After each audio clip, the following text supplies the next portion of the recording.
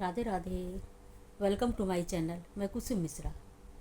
आज के इस वीडियो में मैं आपसे नवरात्र व्रत में जो लोग व्रत रखते हैं तो उनको क्या तैयारी करना चाहिए और किसको व्रत रखना चाहिए, किसको नहीं रखना चाहिए, और व्रत के कितने प्रकार हैं, कितने प्रकार से व्रत रखना चाहिए, साथ में और भी क्या नियम हैं जो कि व्रतधारी को अवश्य करना चाहिए।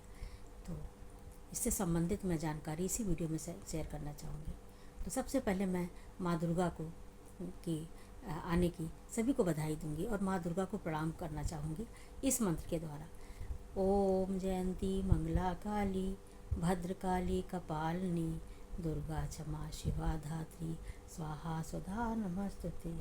जय माँ भगवती, सभी का कल्याण करो माँ, सभी पे दया अपनी बरसाओ। तो सबसे पहले तो जो भी हमारी माताएं बहनें या स्त्री पुरुष जो भी हों वो व्रत रखना चाहें तो उनको अपने स्वयं की, अपने शरीर की पहले से तैयारी कर लेना चाहिए। क्या तैयारी करना चाहिए? नियम तो ये होता है कि एक सप्ताह पूर्व ही, परंतु अब एक सप्ताह पूर्व नहीं तो एक दो दिन पहले ही उनको अभक्ष पदार्थ जो लोग खाते हैं उसका सेवन बंद कर देना चाहिए। प्याज लहसुन है और जैसे गाजर है, मूली है, बैगन है, ये सब वो पहले से ही बंद कर देना चाहिए। कहते हैं बैगन के जो बीज होते हैं वो एक हफ्ते तक पेट में रहते हैं और वो उसको अशुद्ध नहीं मानते हैं, तो वो बंद कर देना चाहिए। और शुद्धता के लिए गंगा जल या तुलसी जल मिश्रित जल पीते रहना चाहिए, जिसमें कि उनका पहले शरीर तो पवित्र हो। क्योंकि फिर इस तरह से लोग व्रत रखते हैं शुद्धावस्था में, फिर बोलते हैं कि लो माँ ने मेरी भगवती ने सुनी नहीं। तो पहले आपने आपको प्रिपेयर तो करो।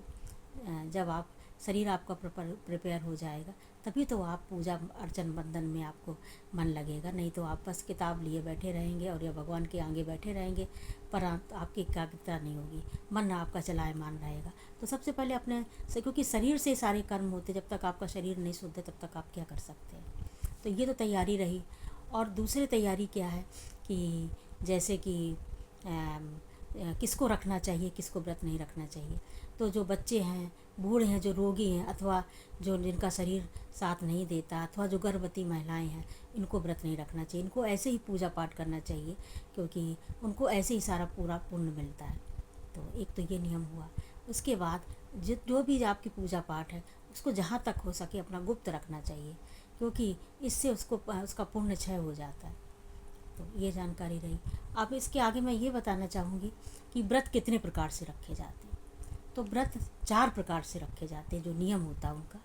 तो नंबर 1 पे तो कुछ लोग संकल्प के समय ही आपको, जब पहले दिन आप प्रतिपदा वाले दिन पूजा करने बैठेंगे तो आप संकल्प लेना कि सबसे पहले तो एक लिया जाता है कि जल पी के लोग रहते हैं, नंबर 1 पे।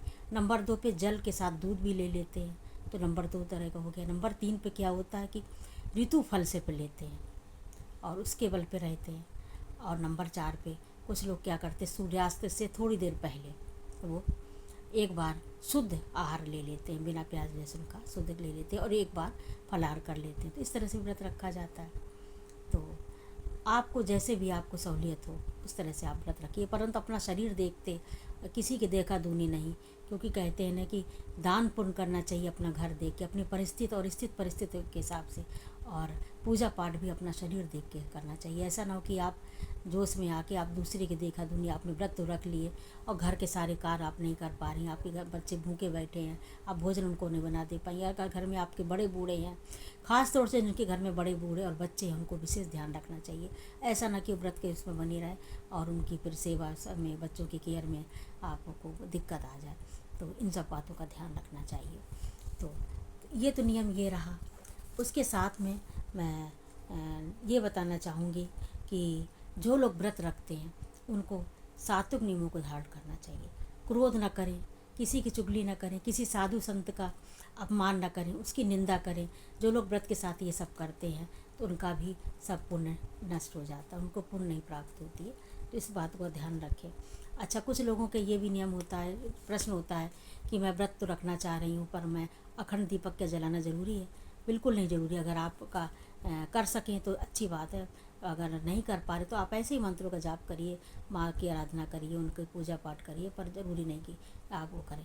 अच्छा, यही नियम कलश स्थापना में भी होता है कि कलश ज़रूरी नहीं कि आप रखें। अगर आपकी स्थिति परिस्थिति आपके अनुकूल है, आप कर सकती हैं तो अवश्य रखिए, परंतु कोई ज़रूरी नहीं। माँ आपकी ऐसे भी सुनेगी, ऐसे भी आपकी पुकार सुनेगी, आप ऐसे ही उनकी सेवा आराधना करिए। उसके बाद जैसे कि जिन्होंने व्रत रखा है वो कन्या पूजन उनके लिए आवश्यक है, उनको कन्या पूजन और करना चाहिए।